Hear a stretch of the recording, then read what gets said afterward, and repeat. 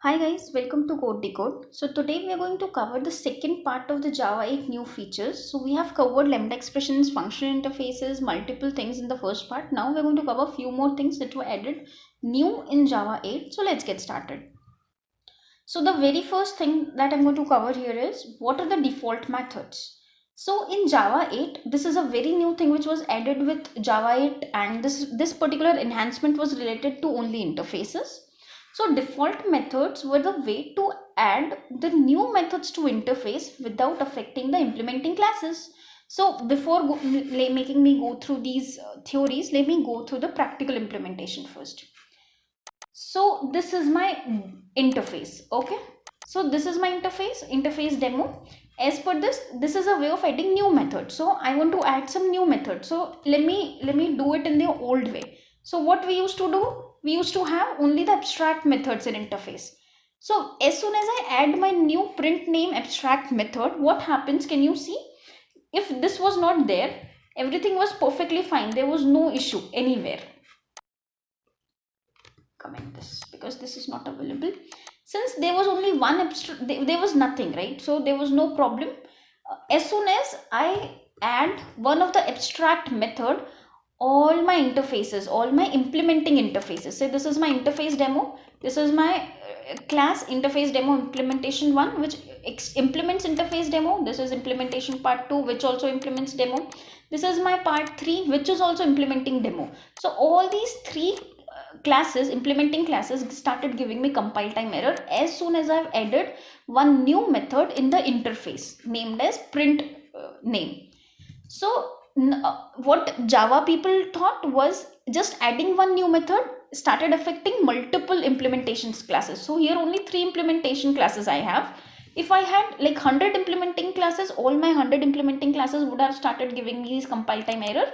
And what is this error? It says that add the unimplemented method, because we have just added one method in every implementing class needs to implement it. So what Java people thought was that to is there any way to add new method to interface without affecting the implementing classes? So yes, they have implemented it using the default methods. Hence with this new feature, Java people defended many compile time errors that may arise due to unimplemented method of interface. So I've given you an interface example already. So the next question that may arise to you is, what is the use of these default methods? So these default methods are used for backward compatibility, which means that if JDK modifies anything in interface, then all the classes which implements this interface will break. But if you add a default method in an interface, then you will be able to provide the default implementation without affecting the implementing classes. So how will you do that? So rather than providing a simple abstract method, let me provide a default method. So this is my default method print name, and this is the default or the dummy implementation welcome to Code Decode. So using this, all this particular interface which implements the interface demo, but it does not extend or implement this particular, does not provide implementation to this method print name, still there is no compile time error because it does have a default implementation which is welcome to Code Decode. So let me demonstrate this to you. Let me uncomment this. Sorry. Okay, wait. Nice. So once I uncomment this, if I try to run this for you, it will say welcome to Code Decode. So this is nothing but a dummy or the default implementation which is there in my default method. So I hope the basics is clear. Now let me move ahead quickly to the next question. Is it necessary to override default methods?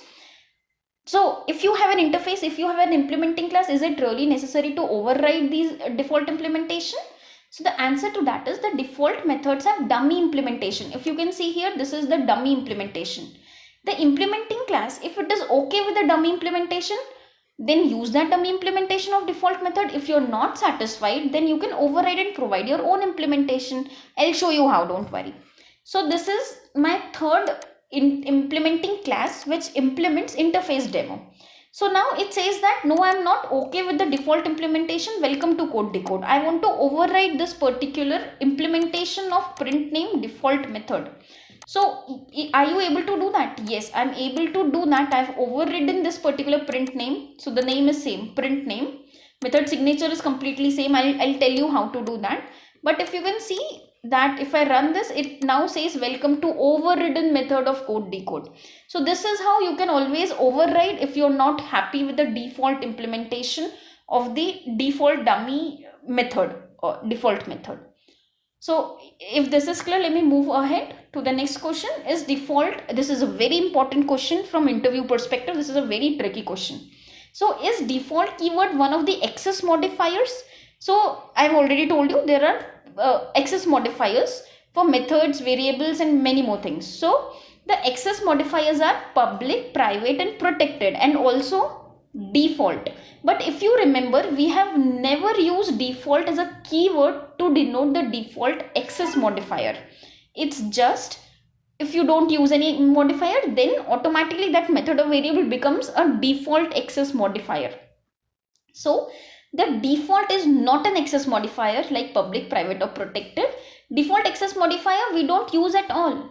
Hence, default keyword was only used before Java 8 in classes only for switch case. So if you remember, I have covered switch case. So in switch case, if none of the cases matched, then the default case was matched and it was printed. So default was till Java, before Java 1.8, it was used only in classes, that too only in switch case. It was never used in interfaces. Now, since it was never used, it was empty, it was not in use, therefore they have used default keyword for default methods in interface to provide the default implementation for all the implemented classing to use. So if you see a default thing here, it doesn't mean this is the default one. By default, you always know, I've covered this point, that interfaces, all the methods are by default public till Java 1.8. In Java 1.9, they can also be private. This is not in the scope of my 1.8 Java interview questions. So consider here that by default, all the interfaces methods are by default public. Hence, this is not a default access modifier. This is a keyword for a method to give a default implementation for all the implementation classes so that it becomes a defender. It does not actually break any of the implementing classes, and none of the implementing classes will give you any compile time error. So this is default method for you. Now how to override a default method? So I'll tell you that now. So this is my default method, default void print name. So if you are satisfied with welcome to Code Decode, we are good. If these three implementing classes are good with the welcome to Code Decode, then we are good. If you are not satisfied with this implementation, if you want to override and give your own implementation, then what you have to do to override this? So nothing you have to do, you have to keep the method signature same. So I have told you what is method signature. Method signature is method name plus argument. So what's the method name? It's print name. Argument is no argument. So in the demo, you can always use print name as it is. The return type will be void as it is here, rather than using default, because I have told you a second before, default in classes is used for switch case default. So therefore you cannot use default here. What will happen if you use default here? It will give you error. It says you cannot reduce the visibility of inherited method. So by default, I've told you what is the default access modifier or the visibility of interface methods. It's always public. So I also covered this concept that you can never reduce the public modifier to any of the reduced modifiers, access modifiers. Like if it is public, you cannot do private default or private at all. You have to keep it public only. So that is why reducing it is never an option.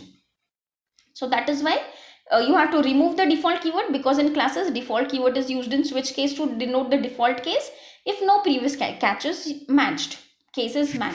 So you can't use default keyword in class. Adding public access modifier, you have to add public access modifier because in Java 8 by default all methods are public. You know this, right? All variables are always public, final and static, and all methods are by default public. Now in Java 8 they are abstract or can be static or can be default. So I am covering default here right now. So since all methods are by default public, so in child you cannot reduce the visibility of overridden default method. So you have to use public only, and now give your own implementation. Like I've given my own implementation.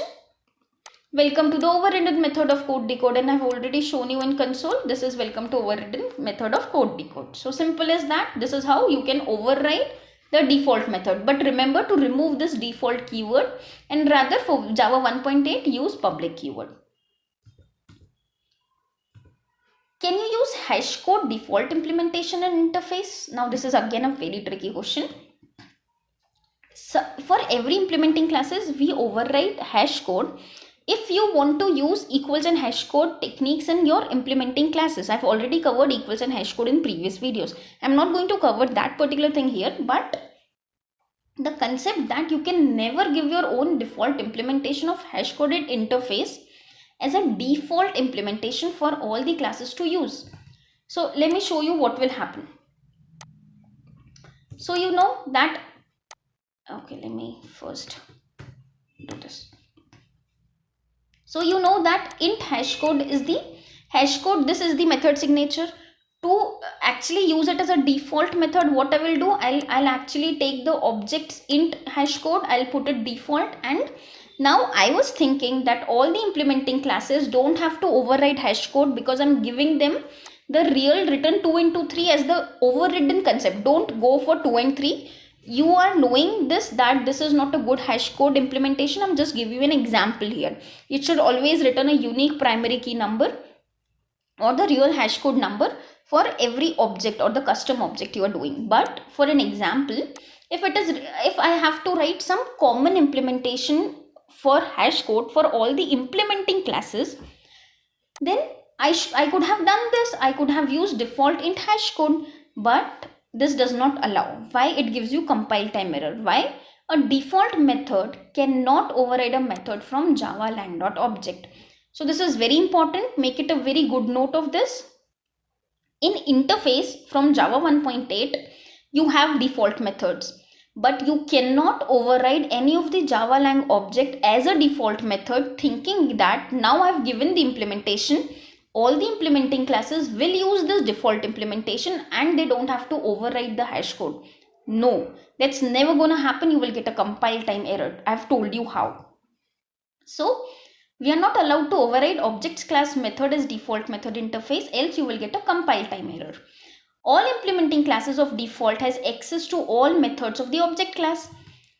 So it's valid also. Why? Because by default all the implementing classes have by default extends object class. So by default they will be using the default implementation of hash code, which returns the hash code for the memory address, converting the memory address into the hexa and then using that as the hash code of the bucket value.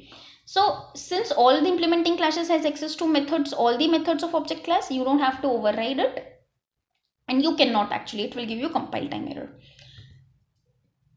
Okay, so let me move to next one now.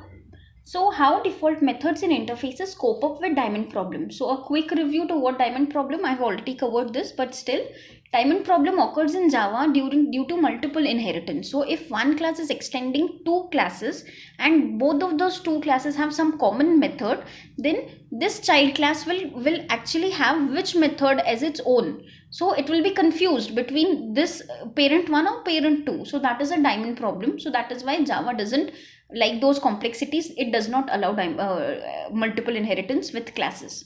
So then that was introduced with interfaces. Interface never had implementation before Java 1.8. So anyways, you don't have any interfaces implementation. So everything is fit and fine. But then as soon as in Java default methods were introduced, the people were like, now diamond problem will arise for sure. So diamond problem in default methods is as follows. If two implemented interfaces contain same default methods, that is with some implementation, then the implementing class will be confused like as to which implementing default method should I take and should I use. So I'll give you an example of this. I have one interface 1 with m1 method. So please know this is a default method with void m1 as a signature. Similarly, I have a default method again with void m1 signature. They have two different implementation, interface 2 implementation, interface 1 implementation. Now I have a class which implements both. interface 1 and interface 2. So now Java is confused which particular method should I use. So it says duplicate default methods named M1 with the same parameter are inherited from the types interface 2 and interface 1. So this is what the diamond problem I was talking about. So in such situation, Java code will not compile. It will give you compile time error. So what's the solution to diamond problem? So let me give this through an IDE solution. So if I say, let me override the M1 method of interface 1. So what is the way to do that? Use the interface name dot super dot M1. This will actually override your first method, the first interface void M1 method. So this is how you can implement it. Do you want me to show that? So just give me a second, I'll show that how this actually works. Let me quickly create a main method here, and I'll create the class of this for you, and I'll call M1. Now maybe let me run this to you. It says interface 1 implementation. So this was there, right? Interface 1 implementation. Now I don't want interface 1, I want interface 2. So again, if you want to use interface 2 super.m1, then just override using public void m1. Public, why? Because you cannot use default keyword in classes, and the by default visibility of all the methods are public. You cannot reduce in the child, that is why public. Now if I run this particular thing, it will say interface to implementation. Simple as that. So did you understand how default methods are capable to create diamond problem, and how to override even if you have a diamond problem, how to resolve that particular issue? Both I've told you here, right?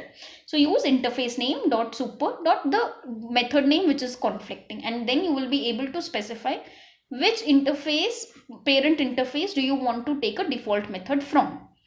If this much is clear, let me quickly move ahead to the next thing.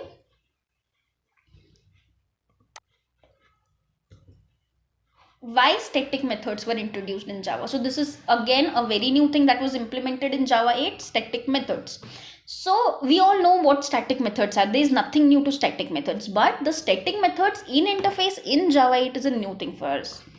So I'll give you an example. I have my interface static demo. So this is my interface with static demo. So I have a static method with a static modifier, and it says this is a static utility method. This is perfectly allowed, and you can see there is no compile time here, error here, right? So the only reason, so now they will ask you why if it is already there in class, why do you want static methods in interfaces? This is something very new.